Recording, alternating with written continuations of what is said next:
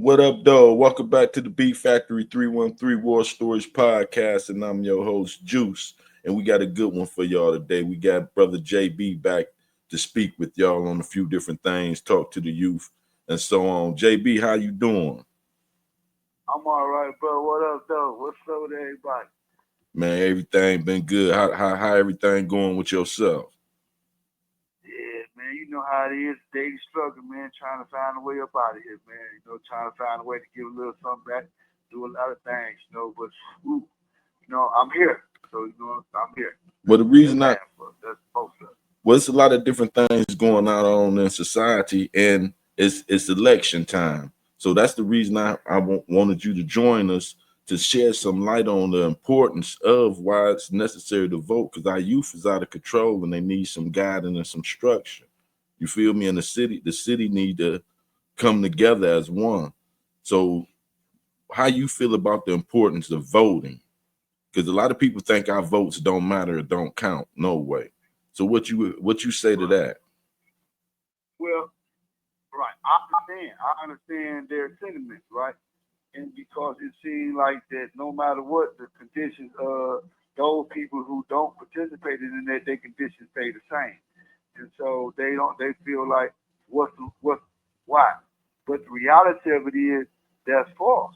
If we do not participate in the process, then yes, we're gonna continue to get the same result. We're gonna tend to get the end the bad end and the stick.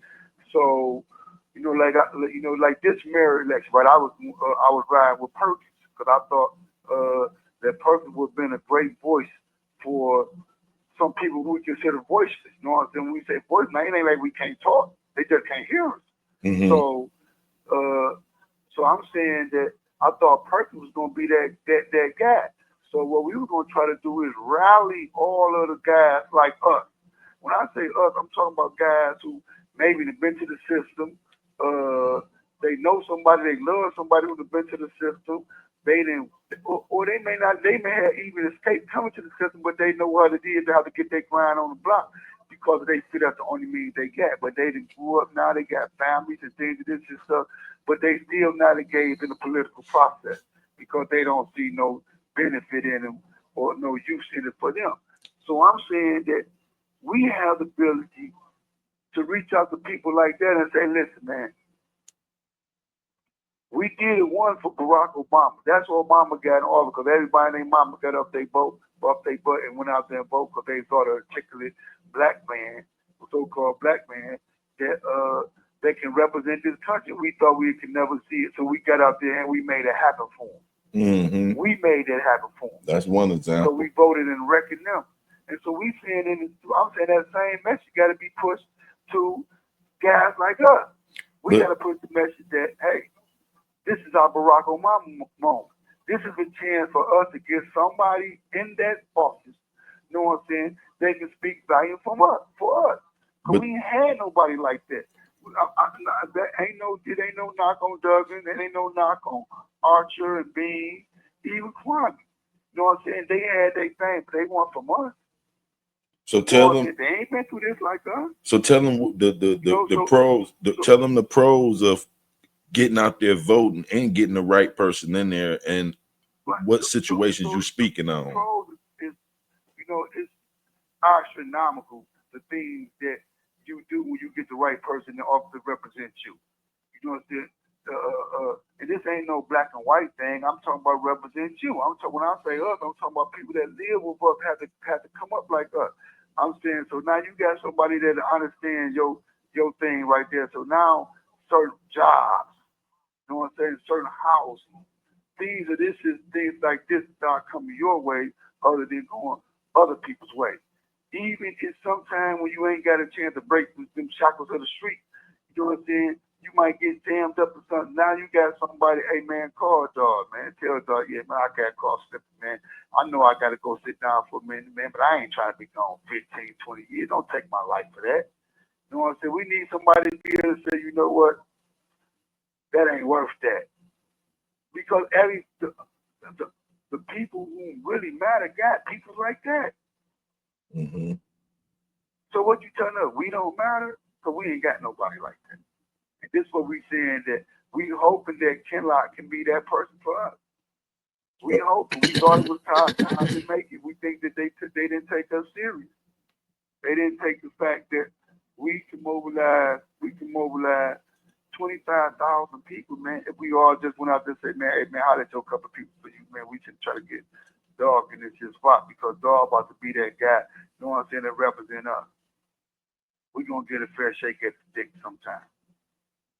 So go ahead, bro. We got Mary Sheffield and Solomon KINLOCH. So both of them is from the community.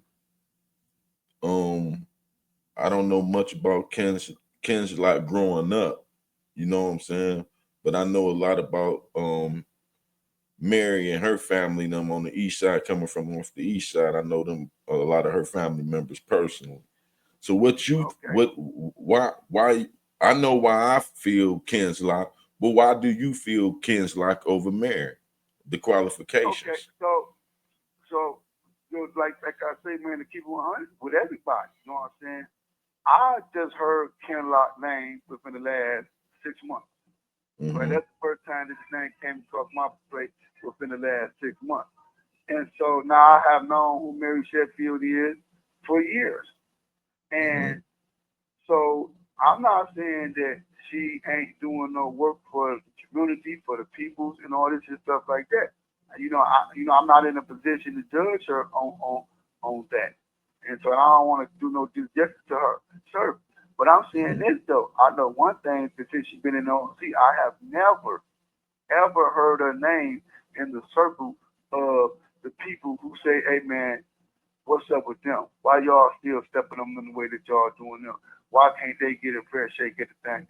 You know what I'm saying? I get that you want to go talk to the religious people. Then, I ain't knocking them for that. If they go talk to the unions, I ain't knocking them for that because they feel them the most reliable voters. But I ain't seen them step out there for us. I ain't saw her step out there for us.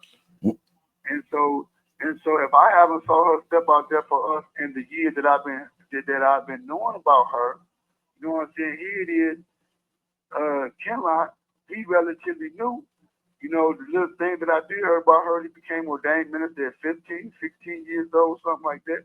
And a couple of people that I know go to a church, and they tell me he's a dynamic speaker. They told me that that he's a beautiful soul. These are the things that I heard from people whom I know that know him. And so I ain't guaranteeing us that he is going to be our voice. I'm saying we want to give him a chance. We got to put somebody there to give him the chance to speak for us. And I'm saying that Sheffield thus far haven't spoken for us. And she didn't have ample opportunity. And if I'm wrong, I would just know somebody correct me on that. Because I'm saying I live this life. Everybody that I know, everything that I do is associated with this life. And it ain't never came across my plate that she stepped out there for us. Holla at Brother Hicks Hill named an event that they had that she didn't show up herself, but he said she did send somebody from her office to represent her. And they did hear them out. He didn't say if they moved on whatever it was that they was what they was rallying about, but he said she did send somebody out there. He did speak on that. So I have to go back and record, look at the recording, but you could talk to him direct and find exactly out what he was talking about. But okay, excuse me. So no, go ahead.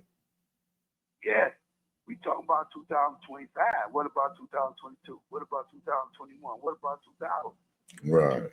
What? Okay. So I feel you on that. You're right. And my thing, I was looking at wearing them both out, and I came to the conclusion with Solomon, we need a man figure because the youth is out of control. You know what I'm saying? Things is just it's just too far gone. And I ain't gonna go that down there. No. I'm saying I ain't saying on the gender. I'm just saying spiritually, because they on demon time. This what they promote out here. I don't know if you hear it in there, but on these streets, all they promote is demon time. Ain't no spiritual guidance. See, they took away the religious purpose of pushing the religious person in institutions, schools, and all that. So I look at KINLOCH as a father figure that need to be heard. I done heard him speak to the church. These boys out here on these streets need to hear him speak. You know what I'm saying? Because he really do got a message. He do got some structure in the plan. You feel me? That's good. I mean, other than the part about, I don't think gender have anything to do with it. I just think that that you have 1 minute remaining.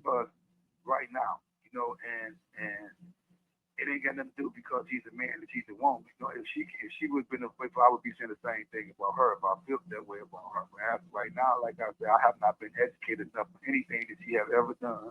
You know what I'm saying? For us. Mm-hmm. And so I'm gonna hit you back up. Call right back. And we gonna pause right here.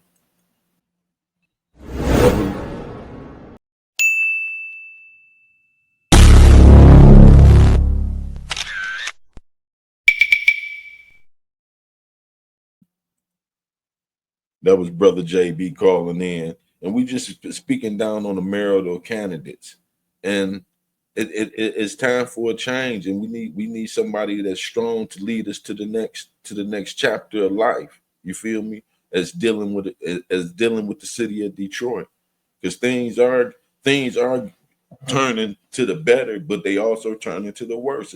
It's a twofold measure. It's a catch-22 what we going through. You feel me? And those who's living in the inner city, they understand what I'm saying. Hold on, this JB.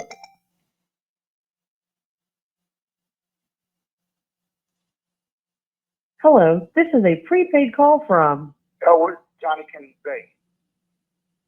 a prisoner at the Michigan Department of Corrections, Lakeland Facility. If you feel you are being victimized or extorted by this prisoner, please contact GTL Customer Service at 855-466-2832.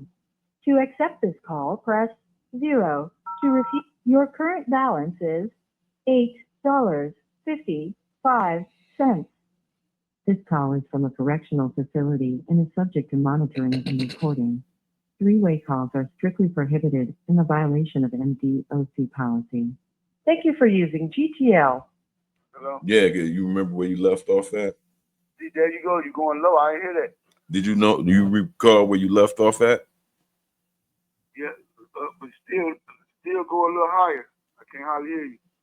Okay, go ahead. Continue where you left off. Okay, so anyway, the thing that the reason I'm thinking this, I'm saying that we got to come together, even not if it don't be for KINLOCH. It ain't about a particular candidate that we saying that we got to come together for. We said we got to come together as one and showing that we got the power behind us. You know what I'm saying? To think about change, whether it be KINLOCH, Sheffield, Perkins. We got the governor's race coming up. We got the Senate race coming up. If we don't show them that we have the power with the people, then they're not gonna never do anything about none of the issues that we're concerned with. And so that's why, like I tell people right now, we concentrate in Detroit because of this Detroit mayor's race. And the mayor, because of what they said about Detroit one of the most iconic cities in America. And so if we can help put somebody in that position, they can speak for us, man. Hey, man, we didn't hit a grand slam. And so we got to come together. But that's better than all of the work that we be trying to do in the penitentiary hustle. You know what I'm saying? If we can do that, man, we didn't accomplish something in our life. And in this and time, we're on the right path, man, to redemption. That's what it's about. That's my message for the fellas. Mm-hmm. I understand, that I can't speak for the everyday citizen because I've been here for almost 40 years. But I'm talking to the guys on the block, man. I'm talking to y'all. I'm saying, come on, man. Even if y'all, I know some of y'all like, damn, man, I wish I could help my man out. This is the way that y'all can help us out, man. You know what I'm saying? People like, I got a homeboy, man, promised me, man, I'm going to get you a lawyer, get you a lawyer, right? Ain't got me a lawyer yet, right? And I understand because life hard. So I told him, listen, man, I'll absolve you from all that responsibility. This is what I need you to do for me, man. Register to vote. You know what I'm saying? Get your home with them, register to vote. Get your girls, your kids, get your people, get rally up. register to vote, man. If you tell me, man, I got 40 people right now ready to go down there and vote. You know what I'm saying? They ready to vote, man. I got them rallied up. Which way we going, man? Which way we going, JB? I said we going KINLOCH way. You know what I'm saying? And all them went down in the vote, man. You done did everything you could do for me, man. You know what I'm saying?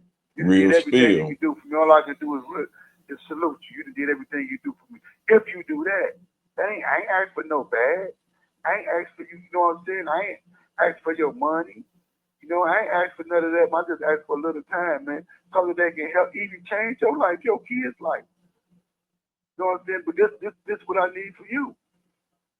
And so that's what we saying. That is the message I'm talking about to us.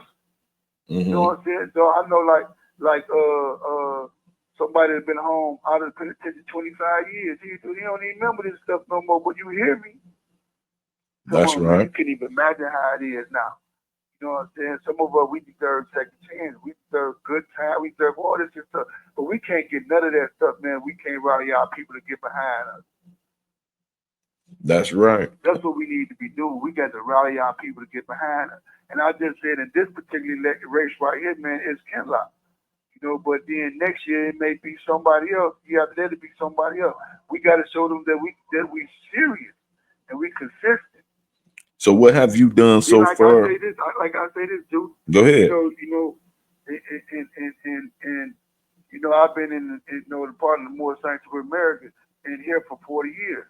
You know, and I done heard countless brothers, and I done went to Nations meetings, Monadic meetings, Christian meetings. I've been in all the religious service, right?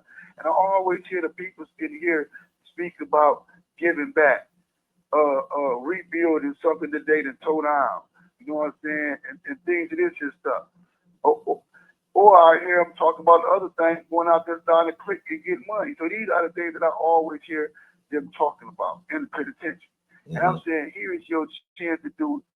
Here is a chance for you to actually give back. You know what I'm saying? By simply participating in the political process. To give back. You know, we ain't giving back. Hey, come on, man. The reality of you ain't getting no bag and getting rich in the game. That stuff fictionary. It's like every one of LeBron James in the NBA, that's how it happened on the block. You know, that's that right. ain't your way. That can't be your only way. Give yourself some other options. Give your kids some options. And what have you heard KINLOCH? And what have you heard KINLOCH offering?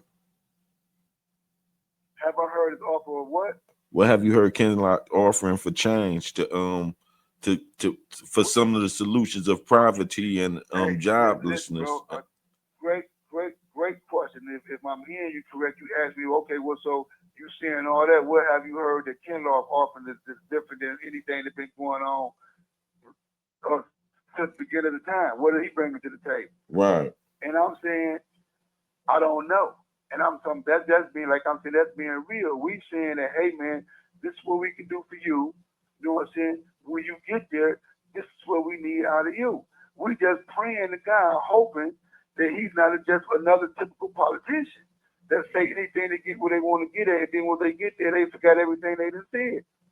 No, we saying that he don't have a track record of being that. So the reality of it right now is the choice between two people. Sheffield and KINLOCH. One of them going to be the mayor of the city of Detroit.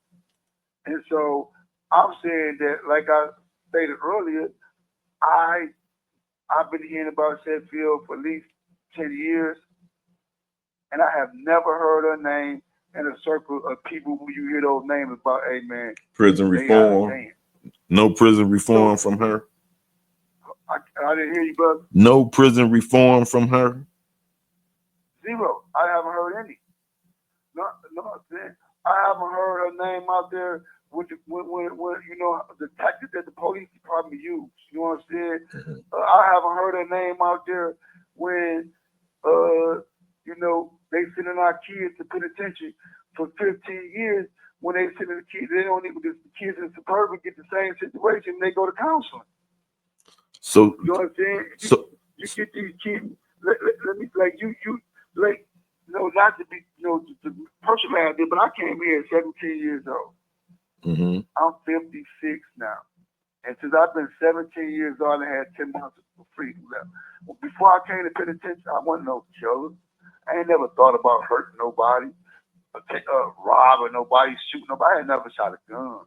I had never done none of these things before I came to penitentiary. They sent me to penitentiary because we got in a neighborhood fight and took a homeboy radio. And they said that was armed robbery and sent me to penitentiary at 17 years old. And so when I came to first time offender. That was the first time offender. First time I had that happened in May of '86.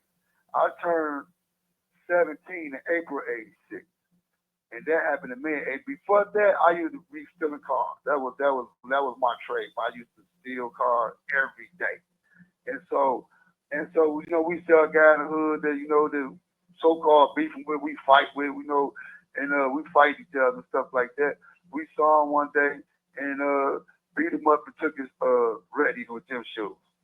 Stuff that happened to me numerous times. I done got beat up with my radio gym shoes get taken, right? Police don't get involved, and that's just what happens in the hood. Right. You know what I'm saying? The Debo effect, Debo on fire type stuff like that. All of us had somebody like that. Right. But anyway, they sent me to the joint for that. And so when I came to the joint, I was around stuff I had never saw in my life.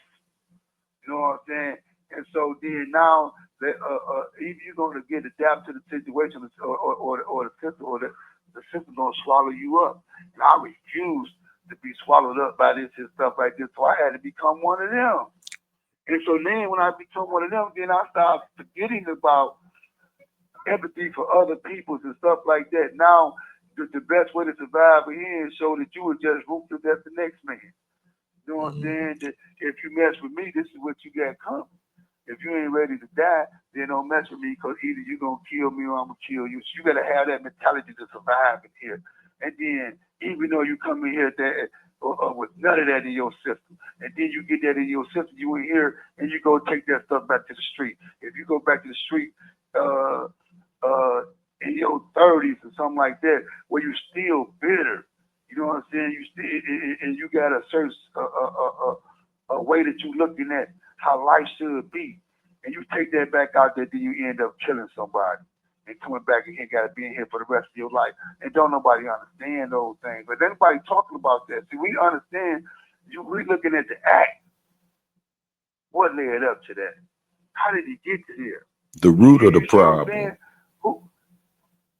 I'm thinking that if we gotta first say that we care about that, then once we say that we care about that, we can start making them care about that. And the way we do it is, man, we're gonna show them with this one election right here. This one election is our coming out party. We saying we here with this one election.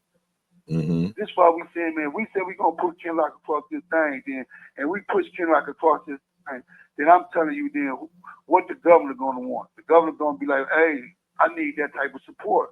And so, you know, to pivot off of something that I got to say in everything that I ever do, and I'd like for you to also do this too, Juice. Two things. One thing is free Ricky, man. Double R, man. Rimmer Bay. Rimmer Bay been here 50-something years, man. Mm-hmm. You know what I'm saying? It's time to let him go. We like right now, they letting all these 18, 19, 20-year-old people go home. And I'm saying that's a great thing. But you telling me because he's 8 months older than this guy right here, he don't deserve to go home. I'm talking about this man who has been instrumental in this, sending out a lot of great guys out of penitentiary. That's a right. lot of guys out there that's leaders in the temples, the mosques, the churches. They done went home off of his back. He made this environment where they can go home, where predators weren't preying upon them. But I'm not saying all of them was soft. I'm just telling the reality of it. Now this man 70-something years old, man, we're going to fight for him. Why he got to die here? You know what I'm saying? Why? He didn't have to die here, man. And some of y'all know that. I'm talking to this message to those guys who know that, who've been through it. Even if you ain't never met them, you've been through here, you heard about them. That's right. You know For real. Saying? Come on, man. We got to rally up. We got to show Whitmer. Whitmer, we know that you should leave office next year. You know what I'm saying? Why our brother can't come home? Why our brother, man, he's 75 years old. Why he can't come home? So that's the necessary of getting the right people in office, exactly. getting the right people in office to pass certain laws to make these type of things law. You feel me? Right, but yeah, But Jules, let me say this with all due respect. I'm saying this, that right now a law don't have to even have to be passed to let Rimmer Bay go home. You know what I'm saying? The governor let people every when they when they leave their office they do commutation, pardon, and all these things like this, right? Come on, man. Name me a man that's been here 50 years that that don't deserve an opportunity to show that he's not that person no more that he was when he was 22 years old. You see what I'm saying? Mm-hmm. He's 75. Now, he ain't that man no more. He ain't that boy no more. Matter of fact, he a man now. That's Let right. that man live his life out there, man. We got to fight for that. And I tell guys that telling me that they love me and they with me, you trying to tell me you ain't gonna fight for him, but I'm supposed to believe you're gonna fight for me? Come on, man. We got to fight for him. You too, Juice. You got to fight for him. And how we fight for him, though, we got to go through. I ain't saying you don't. I don't say you don't. I'm just saying every opportunity we get, man, we got to fight for him, man. Most definitely. We got to fight. And that's why that's why we're getting these laws pushed for guys like him won't have to die in there. Exactly. Make the punishment fit the crime. You feel me? Exactly. And I'm, and I get, that I get it. I'm saying that that we all believe that sins and all this stuff is not always in the act. Because you look at the act, some of the act is inexcusable. You know what I'm saying? But we something like I said, you have 1 minute remaining. To lead a person to these particular things. Well, they got them and everything else, mitigating circumstance, but Michigan don't have them. Michigan don't care about that. Michigan said, if you get convicted of this thing right here, that means that you're going to die in prison. No matter what happened to you that led you to that thing, you know what I'm saying? No matter if you was manipulated, you was abused as a child, you was under peer pressure, and whatever it is, no matter, none of that don't make no difference. You did this thing right here, and you should die here. It ain't many states like that, but Michigan is like that. People on death row get a mitigated sentencing hearing. We don't get none of that. And that need to be brought. They say natural life in prison. They said die. We don't care what happened to you. Come on, man. And them laws need to be changed. See, that's the law that they got. Absolutely. Mm-hmm. But it got to get changed because we got to get active. I mean, people say, I'm not saying that nobody in outside of our community. Thank you for using GTL. That was Brother JB calling in. For those who don't know, JB is serving 3 life sentences for being a stand-up guy. He took it on the chin. You feel me? And he advocate to save young brothers. And that's why he's pushing hard to get the right politicians in the right positions. So all our people ain't got to go through the things that some of them brothers that's still in there that went through catching cases as a youth.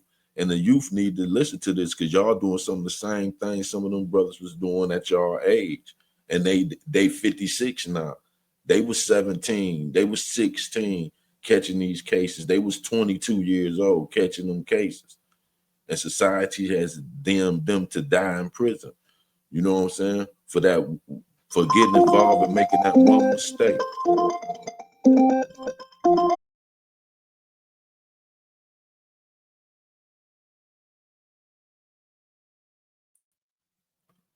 Excuse me for that interruption. What I was trying to say is this. We got to get out there and get the voting. What JB was trying to say, the importance of voting and why those guys in there. Some guys, we already know prisons is necessary. We ain't trying to say they not. But some of the laws don't fit the crime. He said he caught that case at 17 for a neighborhood brawl and taking the radio and all that. That wasn't worthy of him going to the penitentiary for some years. You feel me? Just little situation like that. There's other people that have faced the situation sometimes because of where they come from and the color of their skin. That still exists. But anyway, we're not gonna get off track. The importance of voting is this: if you don't get the right candidate in there, then it's not gonna never be no change. If you keep letting the oppressor, the people who are oppressing us, dictate who go be over us, then it's gonna keep being an oppression. So what we saying is you conjure together and come together on what we need done and what politicians is offering what. You know what I'm saying? We ain't just casting a vote on who we know, a popularity contest, or none of that. This is a person that's gonna be making decisions on your life for the next 4 to 8 years. So you want to make sure you have some say so in who gonna be making these type of decisions over what's going on in your environment, in your upcoming, because it do affect you. Them laws affect you one way or another. If you don't vote, then your loved ones get hit with your grandchildren, your children. You feel me?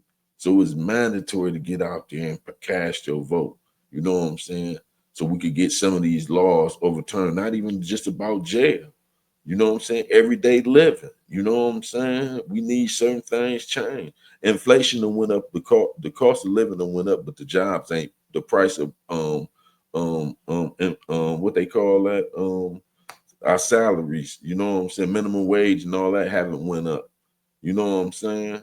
So it's just little things like that. You know what I'm saying? Um, we need to have some say. So we need our people to get in there and be law enforcement. Don't think that's lame or something to go be a police officer. You want the oppressor to keep sending the people to patrol the neighborhood and do things to you and break the law themselves, getting you.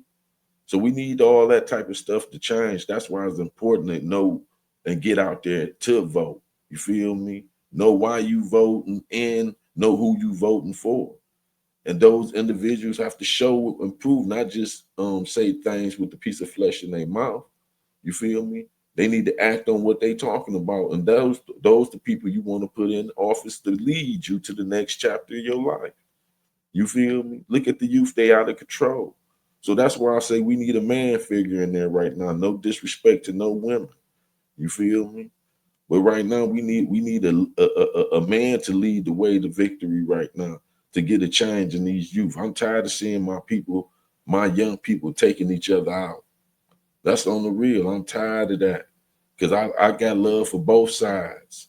You know what I'm saying? I got relationship with these people's parents, some of y'all grandparents. You feel me?